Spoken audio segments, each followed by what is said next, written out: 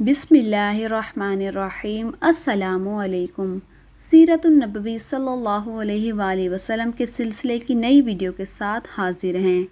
پچھلی ویڈیو میں صلح حدیبیہ کی فتح اور حضور صلی اللہ علیہ وآلہ وسلم کے معجزات کا ذکر کیا تھا۔ اس ویڈیو میں خیبر کی فتح کا تذکرہ کریں گے۔ خیبر ایک بہت بڑا قصبہ تھا۔ اس میں یہودیوں کی بڑی بڑی حویلیاں، کھیت اور باغات تھے۔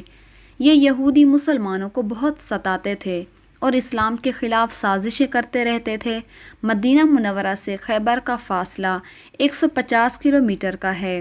حدیبیہ سے تشریف لانے کے بعد حضور صلی اللہ علیہ وآلہ وسلم 1 ماہ تک یا اس سے کچھ کم مدت تک یعنی کہ ذی الحجہ 6 ہجری کے آخر تک مدینہ منورہ میں ہی رہے۔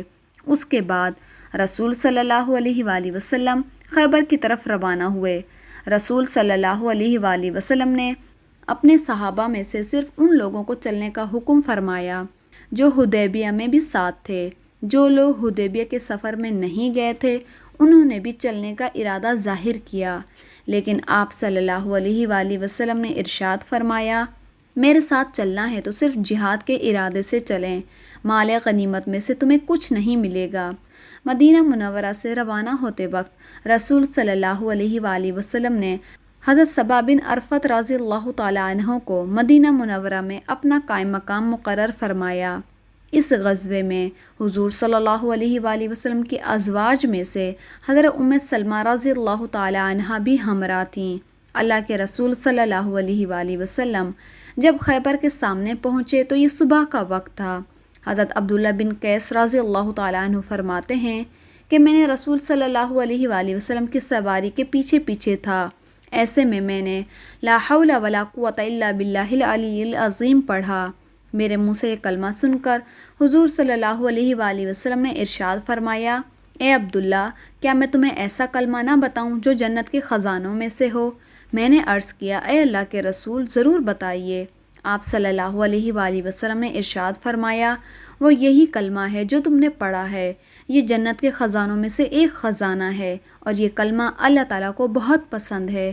خیبر کے لوگوں نے جب آپ صلی اللہ علیہ وآلہ وسلم اور آپ کے لشکر کو دیکھا تو چیختے چلاتے میدانوں اور کھلی جگہوں میں نکل آئے اور پکار اٹھے کہ محمد ایک زبردست لشکر لے کر آ گئے ہیں۔ یہودیوں کی تعداد وہاں تقریباً 10,000 تھی اور وہ یہ سوچ بھی نہیں سکتے تھے کہ مسلمان ان سے مقابلہ کرنے کے لیے نکل کھڑے ہوں گے۔ جب مسلمان جنگ کی تیاری کر رہے تھے تو اس وقت بھی وہ حیران ہو کر یہ کہہ رہے تھے، حیرت ہے، کمال ہے کہ نبی پاک صلی اللہ علیہ وآلہ وسلم نے یہودیوں کی ان قلعوں میں سے سب سے پہلے ایک قلعہ نطات کی طرف توجہ فرمائی، ان کا محاصرہ کر لیا۔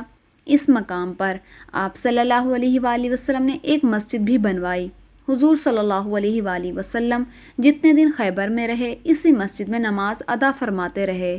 اس جنگ کے موقع پر آپ صلی اللہ علیہ وآلہ وسلم نے 2 زرہیں پہنی رکھی تھیں اور گھوڑے پر سوار تھے۔ رسول صلی اللہ علیہ وآلہ وسلم کے گھوڑے کا نام ضرب تھا۔ آپ صلی اللہ علیہ وآلہ وسلم کے ہاتھوں میں نیزہ اور ڈھال بھی تھی۔ آپ صلی اللہ علیہ وآلہ وسلم نے اپنے ایک صحابی کو پرچم دیا، وہ پرچم اٹھائے آگے بڑھے، انہوں نے زبردست جنگ کی لیکن ناکام لوٹ آئے۔ آپ صلی اللہ علیہ وآلہ وسلم نے پرچم ایک دوسرے صحابی کو دیا، وہ بھی ناکام لوٹ آئے۔ محمد بن مسلمہ رضی اللہ تعالیٰ عنہ کے بھائی محمود بن مسلمہ رضی اللہ تعالیٰ عنہ قلعے کی دیوار کے نیچے تک پہنچ گئے، لیکن اوپر سے مرہب نامی یہودی نے ان کے سر پر ایک پتھر دے مارا اور وہ شہید ہو گئے۔ کہا جاتا ہے کہ قلعے کی دیواروں کے قریب انہوں نے بہت سخت جنگ کی۔ جب بالکل تھک گئے تو اس قلعے کی دیوار کے سائے میں دم لینے لگے۔ اسی وقت اوپر سے مرہب نے پتھر گرایا تھا۔ قلعہ نطات کے لوگ 7 دن تک برابر جنگ کرتے رہے۔ حضور صلی اللہ علیہ وآلہ وسلم روزانہ محمد بن مسلم رضی اللہ تعالیٰ عنہ کو ساتھ لے کر جنگ کے لیے نکلتے رہے۔ پڑاؤ میں حضرت عثمان رضی اللہ تعالیٰ عنہ کو نگران بناتے۔ شام کے وقت حضور صلی اللہ علیہ وآلہ وسلم اسی جگہ واپس آ جاتے۔ زخمی مسلمان بھی وہاں پہنچا دیے جاتے۔ رات کے وقت ایک دستہ لشکر کی نگرانی کرتا اور باقی لشکر سو جاتا۔ آپ صلی اللہ علیہ وآلہ وسلم بھی نگرانی کرنے والے دستوں کے ساتھ گشت کے لیے نکلتے۔ कई रोज़ तक जब किला फ़तह ना हुआ तो हुजूर सल्लल्लाहु अलैहि वआलिहि वसल्लम ने मोहम्मद बिन मुस्लिमा रज़ियल्लाहु ताला अन्हु से फरमाया, आज मैं परचम उस शख्स को दूंगा जो अल्लाह और उसके रसूल से मोहब्बत करता है और अल्लाह और उसका रसूल भी उससे मोहब्बत करते हैं और वो पीठ दिखाने वालों में से नहीं है। अल्लाह ताला उसके हाथों से फ़तह अता फरमाएंगे और इसी तरह अल्लाह ताला तुम्हारे भाई के कातिल पर काबू अता फरमाएगा।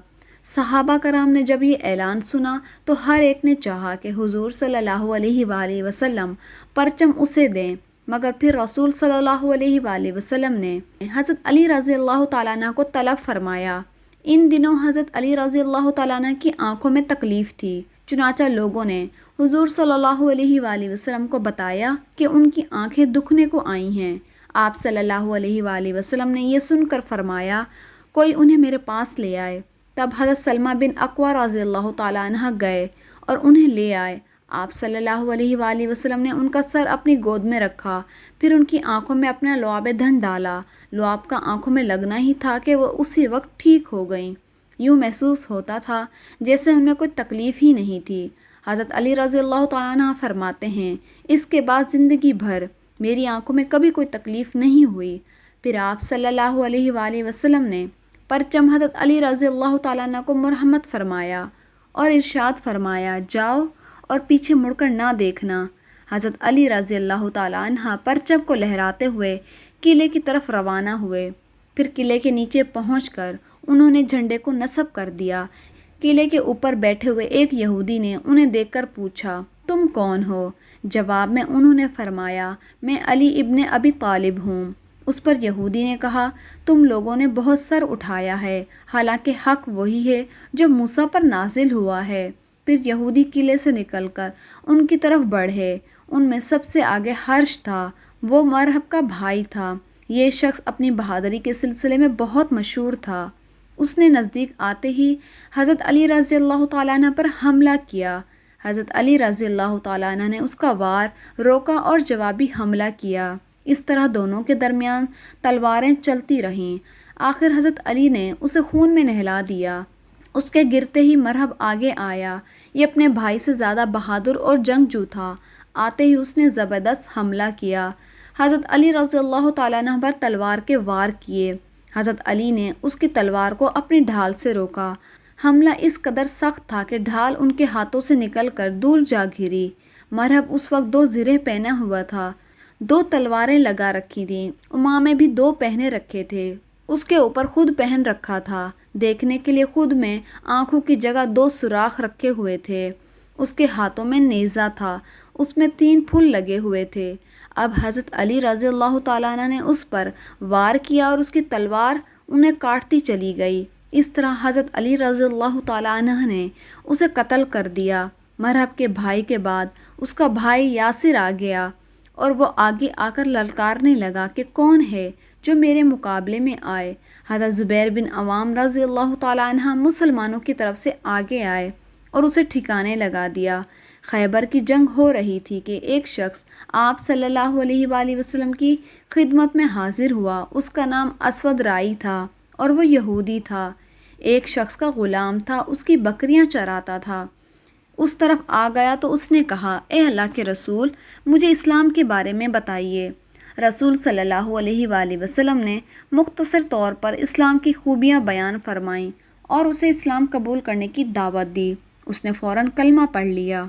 उसके बाद ये असवद राई रज़ियल्लाहु ताला अन्हा तलवार लेकर मुसलमानों के साथ किले की तरफ बढ़े और जंग करते हुए शहीद हो गए। जब उनकी लाश आप सल्लल्लाहु अलैहि वसल्लम के सामने लाई गई तो आप सल्लल्लाहु अलैहि वसल्लम ने इरशाद फरमाया, अल्लाह ताला ने इस ग़ुलाम को बुलंद मर्तबा अता फरमाया है।